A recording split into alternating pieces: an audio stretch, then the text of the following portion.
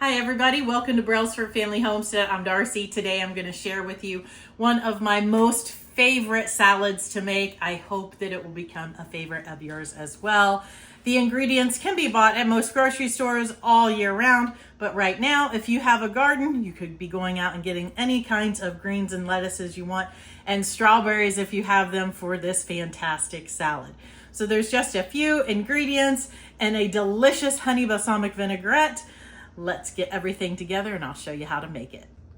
We're going to start by making the vinaigrette. I like to just put it all in a mason jar with a blender ball. I've got a 1/4 cup of avocado oil here. You could use olive oil if you wanted to, really any kind of oil. We're going to do a pinch of salt and a few shakes of pepper or fresh ground pepper if you have it. A teaspoon of Dijon. I'm not going to measure, I'm just going to give it a little squirt. And then we need 2 tablespoons of honey.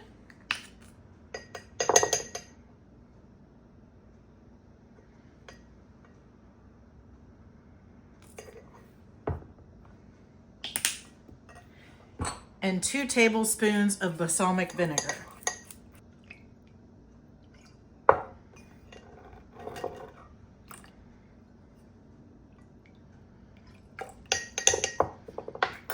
And that is it.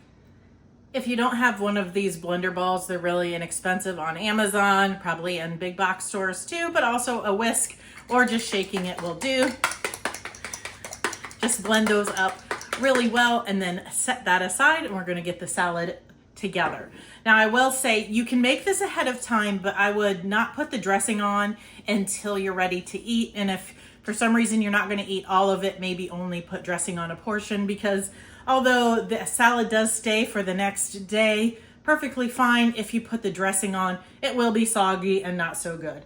So, and you also want to dry your things well before putting them together. We're going to have lettuce, which this is tango leaf lettuce from my garden. You could use spinach or romaine or whatever lettuces, greens you might have. I did weigh this just for the sake of sharing this with you, and this weighs 10 ounces. So some of those plastic containers of greens, those are usually about 10 ounces. Some might be a little bit less, a little bit more. So you could use one of those. And I have a quart of strawberries. These are fresh from my garden, so they're all different sizes, but we're going to slice those up. And we're going to have 2/3 of a cup of pecans, which I am going to toast these first and chop them because they are raw. They're fine that way, but I want that crunch. And then some bacon. Now, just use as much bacon as you want. I had cooked some and put it aside, and this is what I have left because somebody got into my cooked bacon and ate it. So this is how much bacon we're going to use. Several slices, a whole package, whatever your heart desires with that. And then we'll have 2/3 of a cup of feta. You could use blue cheese if you like it, or just omit the cheese. I'm sure it'd be okay with some other cheeses too. Just experiment. I think maybe some freshly shredded Monterey Jack would be good as well. So let's get these pecans toasted. And I said to make sure your stuff's dry, right? We don't want these to be hot either, so we'll toast them and let them sit. Spin your salad really well. Always wash it, even if it says already washed. Ew, who knows? Dry it through the spinner. I would recommend also just drying it off inside a flour sack towel, and dry your strawberries really well because they already have enough juice. You do not want to start with a soggy salad. You will be glad for that crunch and crisp without all the extra water. Because these are raw, like I said, I am going to toast them a little bit. It won't take long, and you need to be careful not to burn them. If you buy packages of chopped pecans in the store that already roasted or toasted, so no problem, just throw them in as is. If you want to toast them, just kind of lightly stir them on low until you start to smell them, and then take them off the heat. If you want to take this salad to a party, which I highly recommend you do because people will love it, just mix all of the ingredients minus the dressing in a bowl. Maybe put a lid on it or some saran wrap or something like that, so that you can add the dressing when you get there, shake it up, and serve. So I've got this big metal bowl because this is going to be a lot of salad. I was going to do it in this one, but it's not quite big enough. So I'm going to rip this up some just to make it a little easier for eating, because some of these leaves are quite large, and so just to make it not so messy while eating and to wear less of the salad. Does that ever happen to you? We're gonna dump all of the ingredients in here right now, minus the dressing, after I get this tore up. We have to slice the strawberries, and then we will rough chop the pecans when they're done being toasted.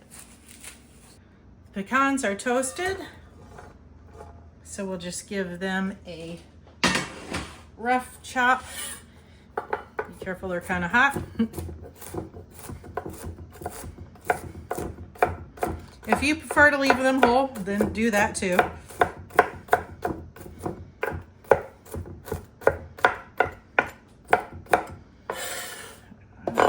Just gonna put that to the side. Oh, there's a whole one. So we can do our strawberries, and that can cool off. For the strawberries, I'm just gonna use my little handy dandy tool here to take out the stem and core, and then just slice it into bite-sized pieces like this.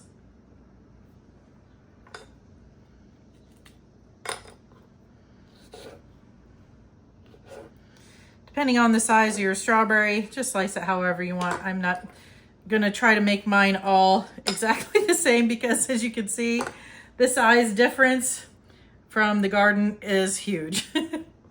I'll get all of these sliced up and show you what's next. After I got all those strawberries cored, I thought, why am I not using my chopper? It has a little slicer thing. So that's what I'm gonna do. We're gonna go ahead and start assembling. I'm just gonna use, for ease, just use my scissors to cut all this bacon up into little pieces.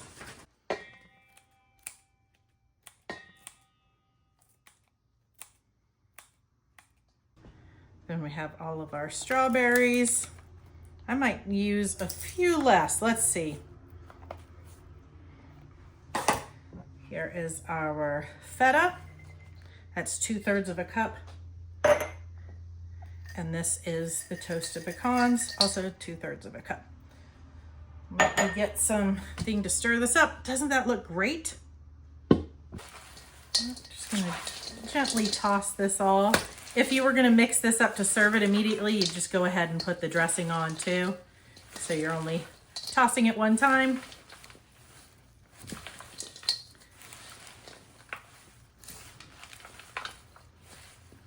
I am gonna go ahead and put the rest of the strawberries on now. I love strawberries. What about you? They are one of my favorites.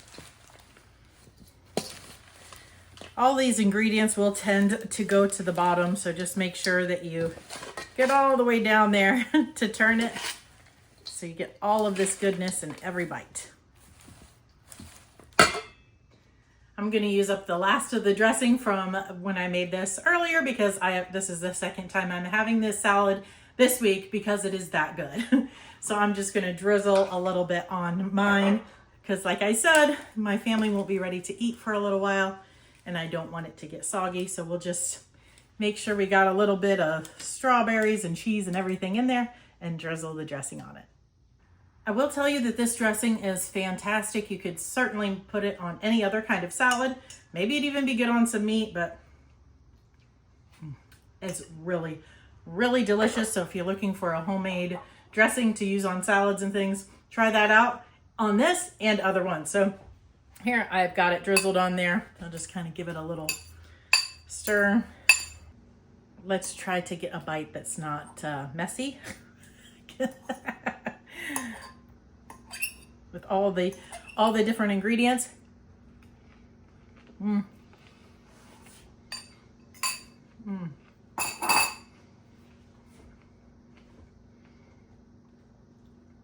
Fantastic.